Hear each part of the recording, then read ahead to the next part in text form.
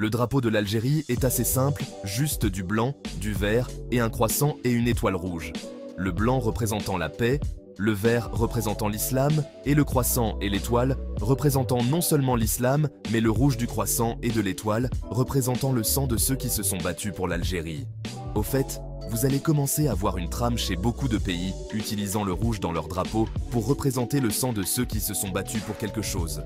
Actuellement, l'Algérie est le plus grand pays d'Afrique. Ce titre appartenait auparavant au Soudan. Mais en 2011, le Soudan s'est séparé en deux pays, diminuant leur superficie et donnant ce titre à l'Algérie. L'Algérie est située en Afrique du Nord, aussi connue sous le nom de Maghreb, constituée de tous les pays nord-africains à l'ouest de l'Égypte. L'Algérie est entourée par 6 autres pays de la région, même si les Sahraouis vous diront que le Sahara occidental est un pays totalement séparé qui leur appartient. Mais on discutera de ça un peu plus tard dans la vidéo.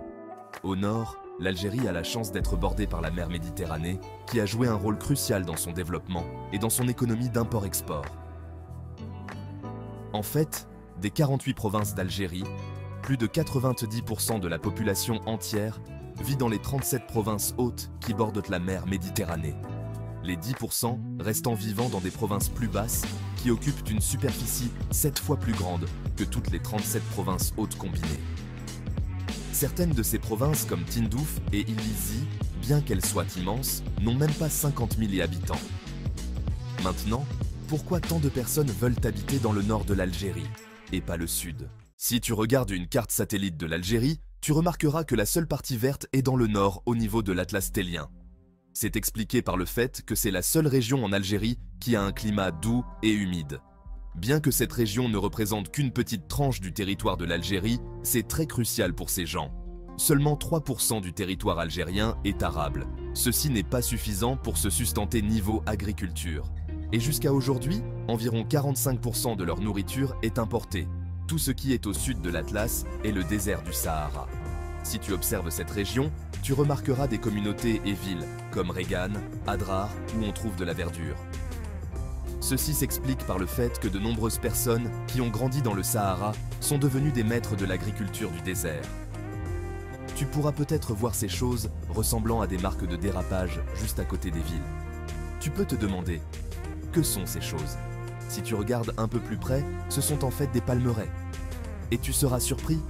Si tu cherches aux bons endroits, tu pourras trouver des sources d'eau souterraines ou peut-être un lac ou deux dans le Sahara. Ce n'est pas complètement dépourvu de sources d'eau.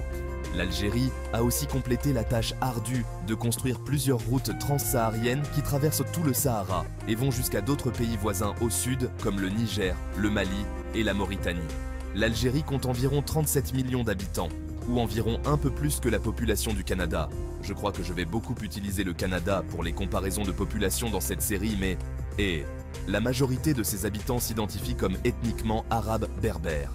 Pour ceux d'entre vous qui ne savent pas, les Berbères sont un groupe semi-nomade qui a historiquement occupé la région du Maghreb depuis des milliers d'années, et ce, avant l'établissement de n'importe quel empire, ou d'occupation coloniale, ou de pays modernes. Les Berbères sont un peuple fascinant qui a sa propre culture, histoire et langue. En fait, à ce jour, environ un tiers de l'Algérie parle la langue berbère. En fait, l'Algérie est un des 2 seuls pays au monde qui considère le berbère comme langue nationale. Pas si officielle que ça. Le Maroc est le seul qui la rend officielle. Mais les Algériens la reconnaissent vraiment.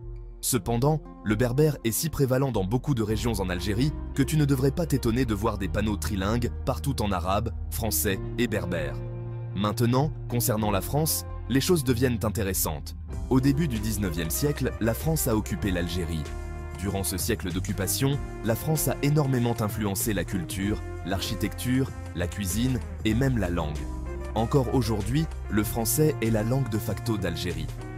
Cependant, comme vous pouvez le deviner, comme dans la plupart des anciens pays d'empires coloniaux, l'Algérie a commencé à se défendre. Mais après l'indépendance, les Algériens se sont rendus compte que l'influence française avait tellement agi sur leur culture qu'ils ne voulaient pas complètement couper les ponts. Et malgré les problèmes, les Algériens et les Français ont de bonnes relations diplomatiques aujourd'hui.